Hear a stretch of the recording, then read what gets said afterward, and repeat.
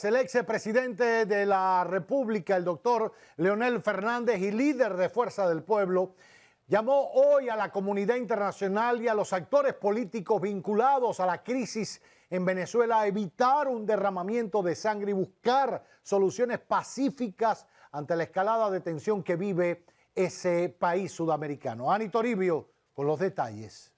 Tras los recientes acontecimientos políticos y militares en el país bolivariano, Fernández aseveró que la violencia no debe ser la salida para resolver la difícil situación por la que atraviesa el país suramericano. En lugar de tomar partido frente a las controversias regionales, la República Dominicana ha perdido, durante la actual gestión de gobierno, la oportunidad de convertirse en un foro de resolución de conflictos o en la capital de la paz en América Latina, como se proclamó al término de la Cumbre de Río celebrada en nuestro país en el 2008 al solucionarse la crisis diplomática entre Colombia, Ecuador y Venezuela.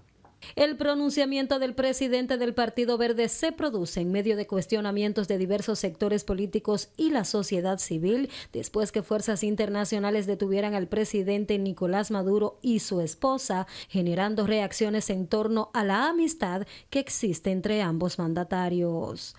Estamos conscientes de que el hecho más reciente que ha contribuido al desenlace actual de la crisis venezolana ha sido el cuestionamiento a la legitimidad de las elecciones presidenciales del 28 de julio del 2024, en las que participé como observador electoral.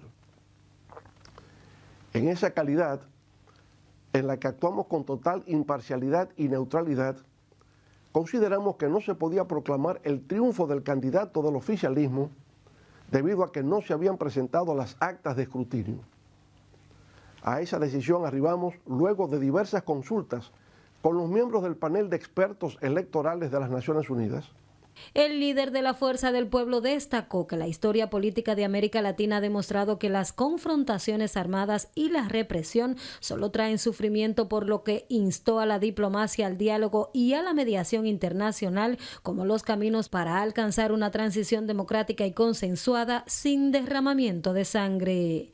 Por tales motivos, en la Fuerza del Pueblo compartimos lo estipulado en el artículo 2 de las normas de Naciones Unidas, de la necesidad de que sus Estados miembros diriman sus controversias internacionales por medios pacíficos, de tal manera que no se pongan en peligro ni la paz, ni la seguridad internacional, ni la justicia. Asimismo, de abstenerse en sus relaciones internacionales de recurrir a la amenaza o al uso de la fuerza contra la integridad territorial o la independencia política de cualquier Estado. Fernández reiteró su voluntad de que se eviten acciones que puedan poner en riesgo la vida de civiles, fuerzas de seguridad y actores políticos. Para Telenoticias, Ani Toribio.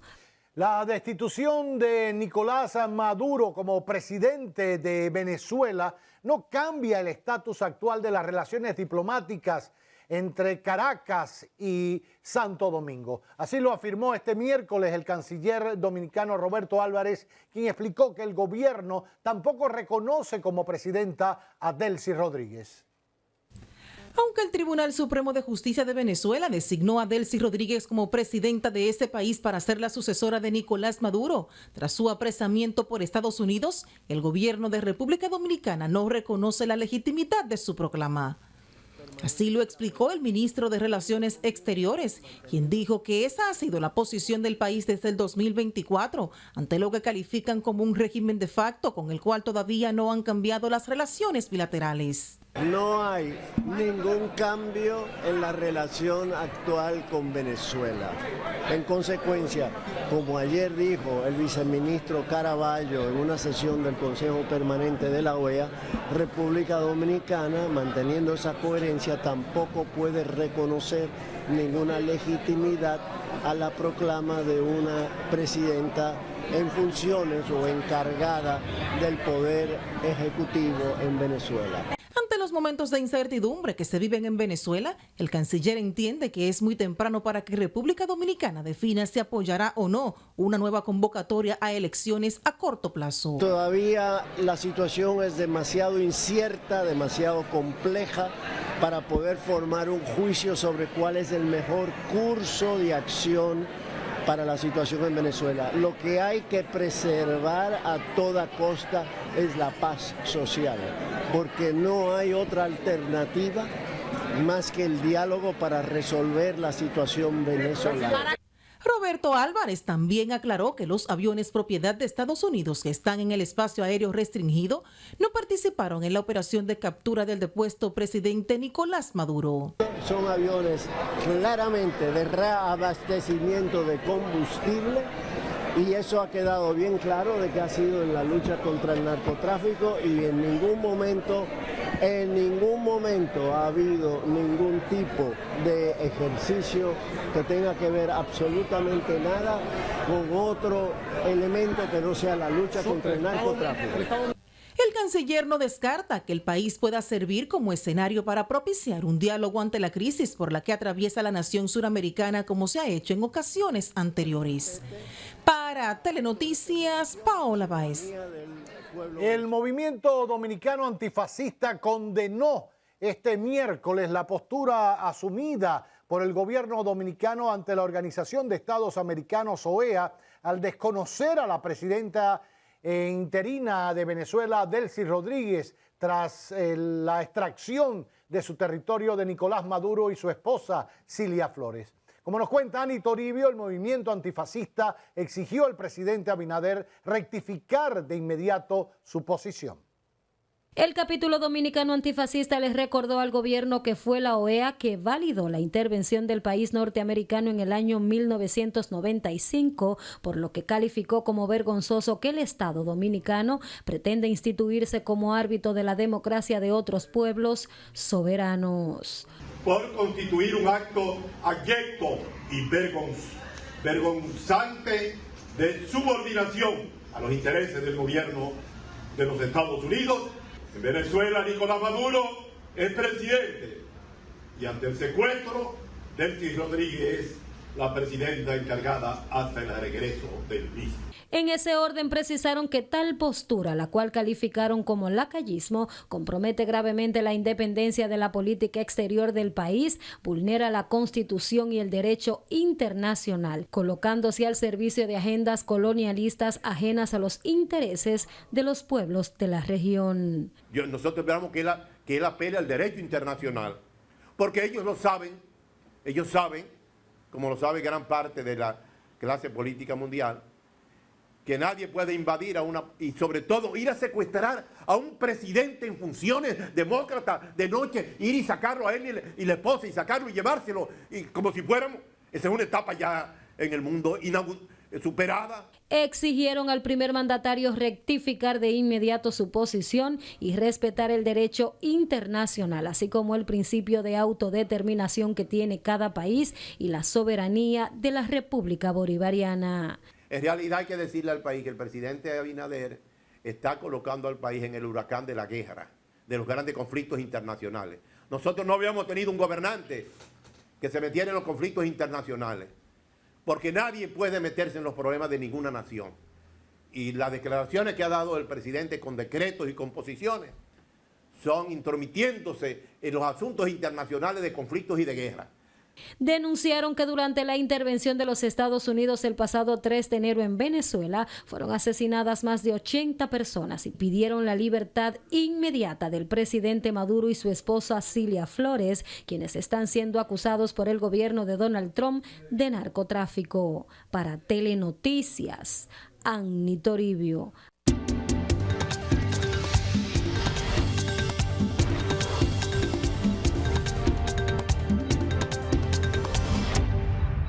Tiempo de la palabra, las buenas noches, la bienvenida para Francisco Guillén Blandino, como cada viernes. Francisco, bienvenido. Ahora usted tiene la palabra. Muchas gracias, Roberto. Muy buenas noches. Hoy el régimen venezolano no tiene los ojos puestos en Caracas, sino en Nueva York. Allí se encuentra el dictador Nicolás Maduro junto a su esposa, Cilia Flores, enfrentando graves acusaciones de narcoterrorismo y conspiración, tras haber sido extraídos desde Venezuela por fuerzas especiales estadounidenses. El gran jurado federal también incluyó en su acusación a Diosdado Cabello, Nicolás Maduro Guerra, Ramón Rodríguez Chacín y Héctor Guerrero Flores. Según el Departamento de Justicia, Maduro lideró durante décadas una conspiración criminal que utilizó al Estado venezolano para traficar cocaína hacia los Estados Unidos. La acusación describe una alianza narcoterrorista con organizaciones criminales y grupos armados.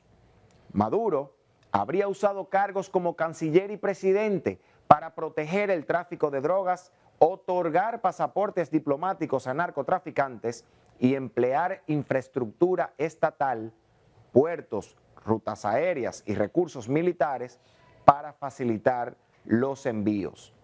El esquema incluía alianzas con las FARC, el Ejército de Liberación Nacional, los carteles de Sinaloa, los Zetas y el Tren de Aragua, beneficiando a redes criminales que operaban sin control en territorio venezolano.